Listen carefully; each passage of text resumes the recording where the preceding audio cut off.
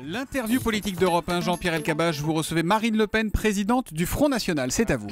Bonjour Marine Le Pen. Bonjour. Nicolas Sarkozy a donc accepté l'invitation de son successeur François Hollande d'assister ensemble à l'Afrique du Sud aux obsèques de Nelson Mandela. En France, c'est un symbole inédit. Ça veut dire qu'on se civilise.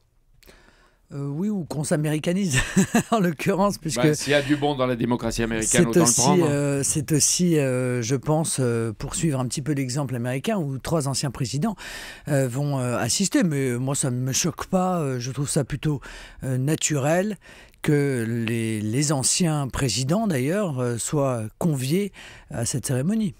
Mandela, vous n'avez pas parlé du coup de l'avion, parce que là, l'argument un peu démagogique va monter dans la journée. Ils partent avec 2 avions, mais Caroline Roux a expliqué pourquoi.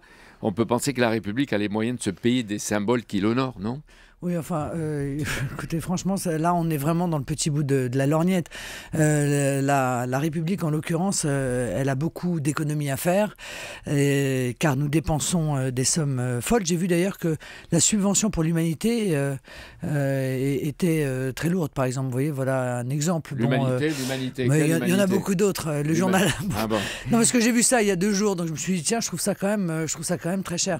Mais c'est dommage que la France n'ait pas un avion. L'immigration, l'aide médicale d'État, l'argent que nous versons à l'Union européenne, la fraude sociale, voilà. Commençons par faire toutes ces grandes économies et ce sera déjà bien. Bon, il aurait fallu peut-être un avion présidentiel d'une autre taille, un peu à l'américaine là aussi. Mandela, Mandiba, est-ce qu'on en fait assez ou trop en France ?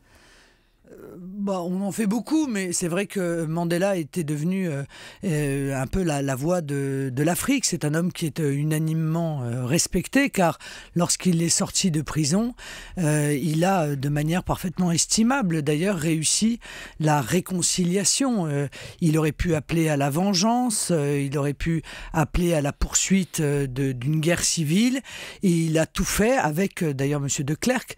C'est la raison pour laquelle tous les deux ont obtenu ensemble le prix Nobel de la paix pour amener la paix et la réconciliation entre les Sud-Africains. Et c'est cela, je crois, qui aujourd'hui justifie les hommages unanimes à l'issue de son décès. On est gentil aujourd'hui, puis on oublie tous ceux qui ont été les partisans de l'apartheid d'autrefois et qui reconnaissent qu'il a évité la guerre civile et la vengeance. Oui, mais enfin, je veux dire, on peut revenir sur l'ensemble du parcours. Vous savez, les parcours ne sont jamais tout blancs ou tout noirs, mais je crois que c'est pas très intéressant. Ce qui est intéressant, c'est que l'apartheid est terminé. C'était une politique que moi je trouve détestable, hein.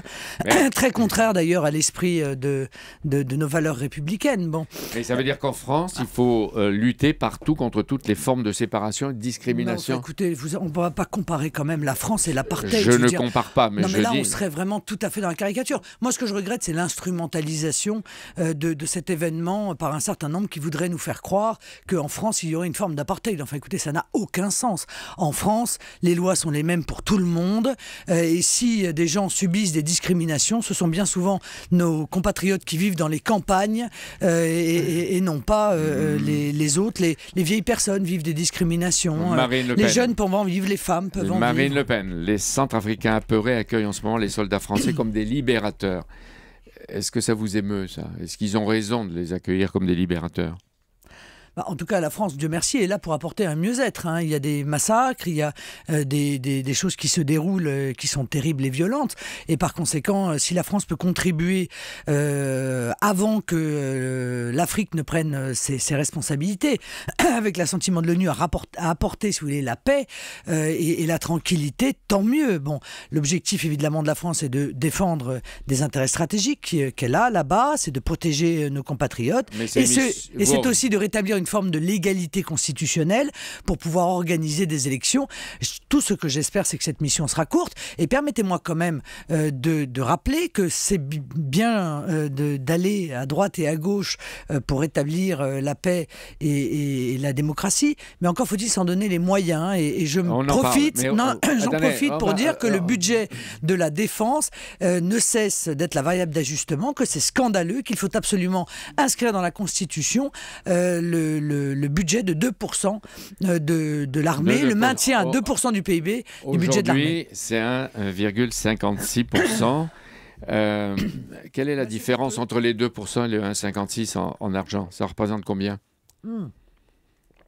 Je pourrais pas vous dire, ça m'est sorti de l'esprit. Ce que je sais, c'est que... Non, mais vous savez pas combien entre 1,56 et 2%, vous dites qu'il faut le mettre dans la Écoutez, Constitution. ça doit être je sais pas, je pense 1 milliard ou 1,5 milliard, quelque chose comme ça. 8 milliards par an, c'est-à-dire... Non. Ah oui, Ah 8 non. milliards par an, c'est-à-dire à peu près 50 milliards. non. Où vous financeriez, Un comment vous demi-point trouveriez... de PIB, Ouais, un demi-point de PIB, ça fait pas 8 milliards. Hein. Ah ben, on demandera aux spécialistes peut-être. et surtout Bon, quoi à qu'il en Laurent soit, Guimier. non, mais oui. quoi qu'il en soit, Mais non, mais- au total, ah non, mais moi, ça y a fait aucun des problème. milliards, des milliards, Mais et y a on se aucun- demande non, comment non, vous les non, trouvez. non, Ah ouais. non, la politique, c'est l'art des priorités.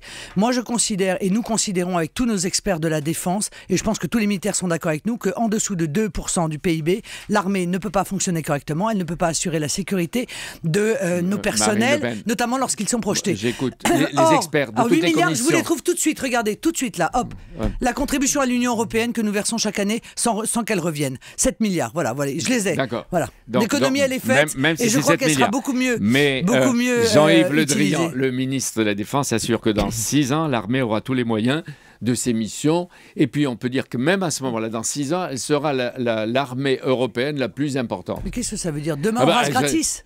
Non, ça veut dire qu'on a les moyens de faire ce qu'il faut. Non, mais Même- demain, on rase gratis. Mais- Demain, aujourd'hui, on vous impose l'austérité, mais demain, vous verrez, ça ira mieux. Il n'y a qu'un malheur, c'est que demain, on ne voit pas comment ça pourrait aller mieux. La situation se dégrade régulièrement, et plus le gouvernement met en place de l'austérité, et plus, la situation économique se dégrade, ouais. plus les déficits augmentent, plus la dette augmente. En Centrafrique, la mission d'aujourd'hui est dangereuse parce que c'est à partir Toutes de les maintenant... missions sont dangereuses. Oui, non, mais c'est à partir de maintenant qu'on va désarmer les milices et les tueurs. Il y a un aspect peut-être dangereux, mais la mission, la France doit la faire. Non mais d'accord, mais c'est pas le problème. Le problème, c'est que on lui donne une mission, il faut lui donner les moyens de la faire. Or, je suis désolé, mais en abaissant systématiquement le budget de l'armée, de la défense, on ne peut plus assurer la sécurité des troupes que l'on envoie. Voilà, ça c'est une réalité, surtout lorsqu'on multiplie les missions. Il y a eu, il y a encore le Mali. Aujourd'hui, on intervient, très bien, mais à un moment donné, si vous voulez, il faut se donner les moyens de nos ambitions. Vous savez que ça va coûter 150 ou 200 millions et que ça va être mutualisé sur tous les budgets. Tous les budgets. En Chine, le Premier ministre Jean-Marc Ayrault a précisé que la réforme fiscale allait durer 10 ans. Aujourd'hui, c'est donc 2 quinquennats.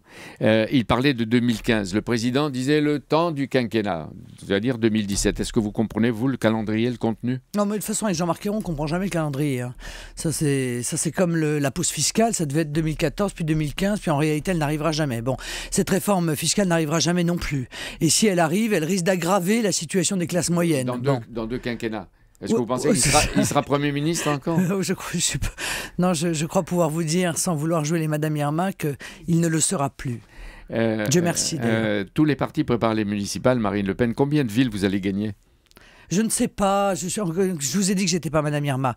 Moi, je voudrais qu'on parle du fond des problèmes, et notamment d'un fait qui me paraît très grave. C'est l'article 13 de la loi de programmation militaire qui a été voté par l'Assemblée et qui sera voté probablement demain par le Sénat, et qui nous plonge dans un roman de George Orwell, puisque le ministère de l'Intérieur, de la Défense ou Bercy pourront collecter les données de communication sans autorisation préalable et sans contrôle d'un juge. Bon. Ceci est extrêmement grave. C'est extrêmement grave pour les libertés publiques, pour les libertés individuelles, et ça démontre que ce gouvernement est en pleine dérive en matière d'atteinte aux libertés. Là, il y a de l'exagération, mais il faut répondre. Premièrement, que le Conseil d'État a donné son accord, et après avoir censuré une partie. Deuxièmement, qu'il permet d'accéder... Le Conseil d'État, c'est pas le Conseil constitutionnel. Il permet d'accéder aux fichiers des compagnies. Il faut dire ce que c'est, des compagnies aériennes de l'Europe pour surveiller les terroristes. Non, c'est faux. Mouvement... C'est faux. Pour la sécurité nationale, la sauvegarde des éléments essentiels, potentiels, scientifiques et économiques, c'est-à-dire tout. La prévention du terrorisme, de la criminalité, de la délinquance organisée, la reconstitution ou le maintien de groupes dissous. Excusez-moi, c'est quand même très large pour aller chercher des données personnelles sans aucune autorisation. Je me tais, mais on ne laisse pas tout dire. La commission de contrôle parlementaire du renseignement qui est dirigée par le socialiste Jacques Urvoas s'occupe de ça. Et puis vous exigez l'efficacité des services secrets. La Commission nationale de contrôle, monsieur, donnera un simple avis, une simple recommandation, et par conséquent, il ne pourra pas intervenir pour empêcher le recueil et la collecte le mot et de la le fin. maintien de ces données personnelles. Merci. L'article 13 de la loi de programmation militaire. Merci Marine Le Pen. Alors j'ai fait les comptes, le PIB en gros c'est 2000 milliards, donc oui, un point de PIB c'est 20 milliards, donc ça fait un demi-point 5 milliards. Voilà. Vous avez raison. 10 milliards pardon, 20 divisé par 20 divisé par 2 fait 10 milliards, voilà. On est d'accord. Laurent Guimier au secours. Il arrive Laurent Guimier pour le vrai faux de l'info de la matinale.